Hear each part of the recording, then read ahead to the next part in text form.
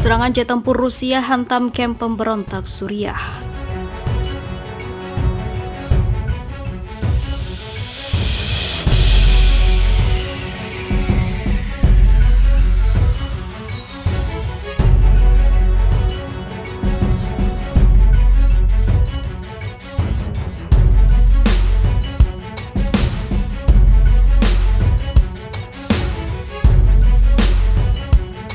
Serangan rudal yang berasal dari jet Rusia menghantam kamp pelatihan pemberontak di Suriah Barat Laut dekat perbatasan Turki pada Minggu 21 Maret 2021.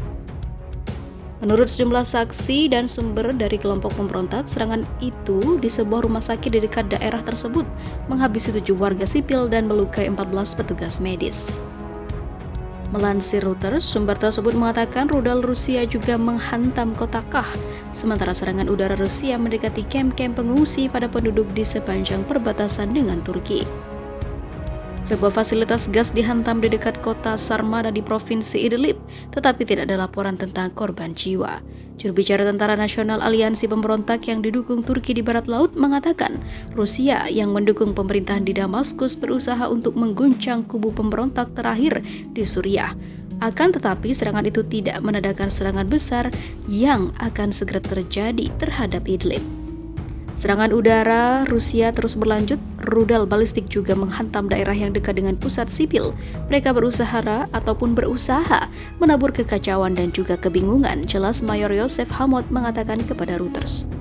Kementerian Pertahanan Turki mengatakan sebuah rudal yang diluncurkan oleh pasukan pemerintah Suriah telah menghantam Kah dan sebuah truk serta tempat parkir trailer di dekat Sarmada. Dalam peristiwa tersebut ada 7 warga sipil yang terluka. Disebutkan sebuah pernyataan telah dikirim ke Rusia untuk meminta serangan dihentikan segera dan pasukan Turki telah disiagakan. Belum ada komentar langsung dari Moskow atas laporan ini. Seorang wanita dan seorang anak termasuk di antara 7 warga sipil yang tewas ketika mortir menghantam rumah sakit di kota Atareb.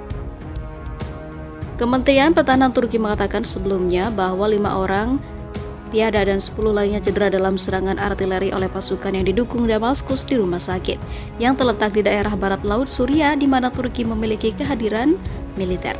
Video yang diterima Reuters dari 2 saksi menunjukkan bangsal rusak dan penyelamat sipil membawa pasien berlumuran keluar. Reuters tidak dapat memverifikasi keasliannya. Pertempuran antara pasukan tentara Suriah dan juga pemberontak telah mereda sejak kesepakatan setahun lalu untuk mengakhiri kampanye pemboman yang dipimpin Rusia yang telah membuat lebih dari 1 juta orang mengungsi di wilayah perbatasan dengan Turki setelah pertempuran berbulan-bulan yang menewaskan ribuan warga sipil. Penduduk mengatakan meskipun tidak ada permusuhan besar, ketenangan kadang-kadang pecah oleh serangan Rusia di pos-pos pemberontak dan oleh milis yang didukung Iran. Selain itu, Suriah juga menembaki kota-kota di daerah kantong pemberontak di mana hampir 4 juta warga sipil tinggal. Suriah dan Rusia mengatakan mereka hanya menargetkan militan dan menyangkal adanya penembakan tanpa pandang bulu di wilayah tersebut. Sementara itu, jet tempur Su-57 Rusia berpotensi jadi pemicu baru ketegangan Turki dan Amerika Serikat. Mengapa demikian? Pengumuman Rusia bahwa pihaknya siap untuk mengadakan negosiasi dengan Ankara tentang pengiriman pesawat tempur Su-35 dan Su-57 jika diminta dapat menyebabkan ketegangan lebih lanjut antara Amerika Serikat dan juga Turki. Hal itu dipaparkan para ahli. Turki telah menyewa firma hukum yang berbasis di Washington bulan lalu untuk melobi agar Ankara diterima kembali ke program jet tempur siluman F-35 Amerika Serikat. Setelah ditangguhkan menyusul pembelian sistem pertahanan udara S-400 Rusia, Washington mengatakan kehadiran sistem rudal Moskow di Turki tidak akan kompatibel dengan sistem NATO dan bisa mengekspos kelemahan F-35. Pesanan Turki sebelumnya untuk sekitar 100 unit F-35 juga dibatalkan oleh Amerika Serikat, mendorong Ankara untuk mencari alternatif dari pengadaan lain dan fokus pada pembuatan jet tempurnya sendiri. Pada 12 Maret, Valeria Resetnikova, juru bicara layanan federal Rusia untuk kerjasama militer dan teknis, mengatakan mengenai potensi rencana Ankara untuk membeli pesawat tempur Su-35 dan Su-57 Rusia. Pihak Turki telah diberitahu tentang spesifikasi teknis secara lengkap. Jika ada permintaan dari Turki untuk pesawat ini, kami siap untuk negosiasi tentang masalah ini, ungkapnya. Pihak Turki telah cukup lama menyatakan niatnya untuk melaksanakan proyek pengembangan pesawat tempur generasi kelima TFX miliknya sendiri. Rusia sebelumnya menyatakan siap untuk mempertimbangkan kemungkinan kerjasama di bawah program ini. Namun kami belum menerima permintaan terkait dari Ankara sejauh ini, kata Reshetnikova.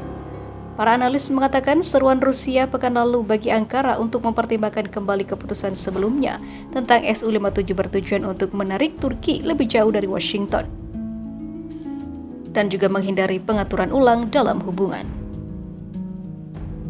Aydin Sezer, pakar hubungan Turki-Rusia, mengatakan seruan terbaru Rusia untuk merundingkan pembelian pesawat buatan Moskow adalah langkah taktis untuk menjaga kerjasama militer Moskow-Ankara dalam agenda Barat. Kremlin tahu betul bahwa Turki tidak akan membeli jet Rusia, kata Sezer kepada Arab News yang dilansir pada Senin 15 Maret 2021.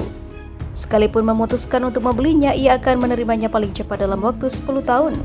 Rusia ingin mengingatkan Turki tentang komitmen yang tidak terpenuhi saat mencoba memutuskan hubungan antara Turki dan pemerintah Presiden Amerika Serikat Joe Biden sejak awal, katanya.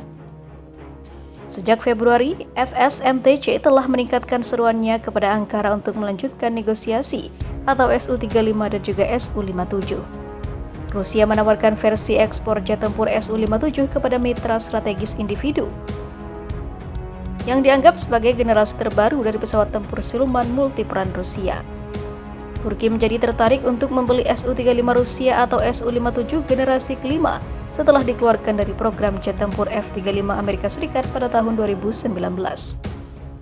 Presiden Turki Recep Tayyip Erdogan meninjau Su-57 bersama mitranya dari Rusia, Vladimir Putin, pada 2019 selama sesi pameran penerbangan internasional yang diadakan di Moskow.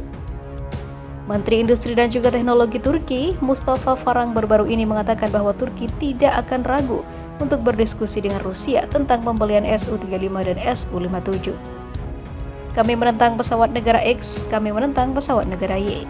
Jika ada pesawat di Rusia untuk kebutuhan kami saat ini dan tidak akan sulit untuk memasukkannya ke dalam sistem kami dan juga mengoperasikannya.